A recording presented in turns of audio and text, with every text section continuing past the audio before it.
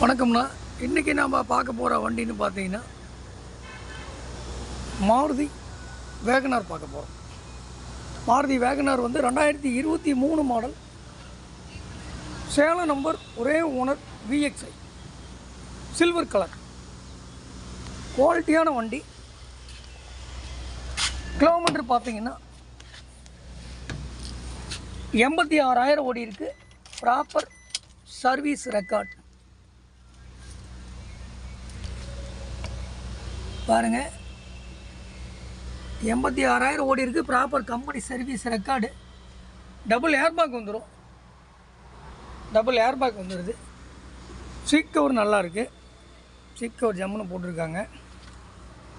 வண்டி குவாலிட்டியான வண்டி. செட் இருக்குது.